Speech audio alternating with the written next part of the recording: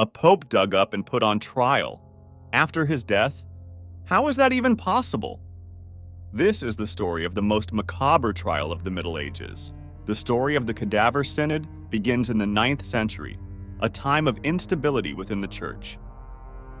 Pope Formosus, who died in 896, was a controversial figure from the very beginning of his papacy due to his political decisions. Formosus had been the Bishop of Porto, a city near Rome, before being elected pope. His ecclesiastical career earned him powerful enemies, both within and outside the clergy, due to his alliances and political decisions. One of the most controversial actions was his support for King Arnulf of Carinthia to become Emperor of the Holy Roman Empire. This decision angered many, especially the supporters of the other candidate, Lambert of Spoleto. Formosus crowned Arnulf as emperor in 896, a move that infuriated the opposing faction. This decision would be one of the factors leading to his macabre trial, as his enemies never forgot this political betrayal. At that time, the papacy wielded not only religious influence, but also significant political power. The decisions of a pope could alter the balance of power across Europe, making Formosus a target for many interests. After his death in April 896, Formosus was succeeded by Pope Boniface VI, who reigned for only 15 days before dying suddenly. This paved the way for Stephen VI, a man with deep personal grudges against Formosus, to assume the papacy. Stephen VI had been an ally of Lambert of Spoleto, Arnulf's rival, which explains much of his hatred towards Formosus. It wasn't just about religious differences, but a political vendetta that led to a macabre trial.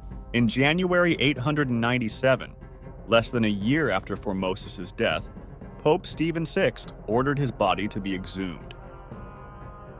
Formosus's remains were dug up and taken to the Basilica of St. John Lateran in Rome to stand trial. Formosus's corpse was dressed in papal vestments, including the ring and mitre, as if he were still alive. He was placed on a throne to preside over his own trial, a grotesque spectacle that shocked many of the onlookers. The trial, presided over by Stephen VI, was composed of high-ranking church officials. The accusations centered on Formosus allegedly taking the papal seat illegitimately and exercising his authority improperly, violating canon law. Though Formosus could not defend himself, a deacon was appointed to speak on his behalf. This act was more of a formality than a true defense, as the verdict had already been decided by Pope Stephen VI. The trial wasn't just a political matter, but also an act of humiliation. Stephen VI sought to erase any legacy Formosus had left behind and demonstrate his absolute control over the church and his enemies. During the trial, Formosus's corpse was accused of perjury for accepting the papacy after having been the bishop of another diocese, a practice forbidden by ecclesiastical law at the time. This point was particularly contentious, as Formosus had been ordained as Bishop of Porto long before becoming pope, and according to canon law, he shouldn't have changed dioceses, a rule many popes had ignored. As the trial progressed, Stephen VI became increasingly aggressive, insulting the corpse and condemning every decision Formosus had made in life. This grotesque spectacle was both a personal vendetta and a political message. One of the most symbolic and macabre moments came when, after declaring Formosus guilty, they ordered his 3 fingers of the right hand, the same ones used for giving the papal blessing, to be cut off. This was a gesture full of wrath toward his predecessor. After the trial, Formosus's body was stripped of its vestments and buried in a common grave. But the humiliation didn't end there. Soon after, Pope Stephen ordered the corpse to be dug up again and thrown into the Tiber River. Formosus's body drifted down the Tiber for several days, causing an uproar among the people of Rome, many of whom saw the trial as an abomination. The rumor spread quickly through the city and across Europe. Many were asking how it was possible for a pope to be treated in such a way, even after death. A trial of a corpse was unprecedented. The Tiber was considered sacred by many in Rome, and throwing the body of a pope there was seen as an act of sacrilege. However, the story didn't end with Formosus's body in the river. A few days later, Formosus's corpse was recovered by a group of loyal followers and secretly buried. This action heightened the tension between Formosus's supporters and those of Stephen VI, creating an atmosphere of revolt in the city. The trial of Formosus was not only an act of revenge, but also a reflection of the chaos reigning within the church and European politics at the time. Popes were both religious leaders and political figures, and their decisions had repercussions across the continent. The fall of Stephen VI came as swiftly as his rise. The Cadaver Synod provoked a violent backlash in Rome.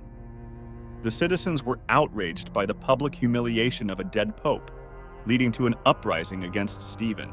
In August 897, only a few months after the trial, Stephen VI was deposed and imprisoned. His end was as violent as his papacy. He was strangled in prison by his own guards, a fate that mirrored the chaos he had sown. After the death of Stephen VI, his immediate successor, Pope Theodore II, acted quickly to undo the disastrous legacy of his predecessor. He ordered the annulment of the Cadaver Synod and restored Formosus's dignity. Formosus's body was recovered from the Tiber a second time and buried with honor in St. Peter's Basilica in an effort to repair the damage caused by the trial and to restore the respect he deserved. The new pope also decreed that all acts and decrees issued during Stephen VI's trial were nullified. The church was trying in some way to erase this dark chapter from its history. However, the annulment of the trial did not mean the episode was forgotten. For years, the Cadaver Synod remained a topic of debate among clerics and historians. How had such an aberrant trial been possible?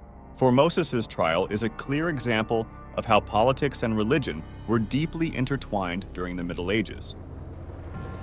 Papal decisions affected not only the church, but also the power dynamics throughout Europe.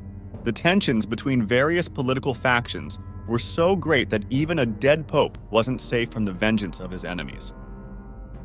The trial of Formosus was an attempt to erase his legacy, but it ended up having the opposite effect. Despite Stephen VI's attempts to destroy Formosus's memory, history has remembered him more for the trial than for his supposed crimes. His figure has become a martyr of the political intrigues of the time. The Cadaver Synod wasn't the last time justice was used to settle political scores within the church. Other popes were also involved in power struggles that left an indelible mark on the institution's history. Over time, Formosus's trial has become a symbol of the excesses and corruption of the medieval church. The popes that followed tried to restore order, but the damage to the church's reputation had already been done. Today, this trial serves as a reminder of the dangers of mixing politics with religion. The fact that a pope was judged after his death is one of the most bizarre and disturbing events in ecclesiastical history. This episode also shows us how political interests can lead to extreme decisions, even within an institution that preaches peace and justice. Formosus's trial is a clear example of this. Formosus's corpse, though humiliated and stripped of its dignity, ended up as a symbolic figure of the power struggles of his time. His story has endured as a warning of what happens when power overrides justice. The trial of Pope Formosus will remain in history as one of the most macabre events of the Middle Ages, a reflection of a time when political vengeance knew no limits, not even death. In the context of the medieval church, this macabre trial represented the lowest point in the struggle for power, showing that even after death, the fate of ecclesiastical leaders could be manipulated by politics.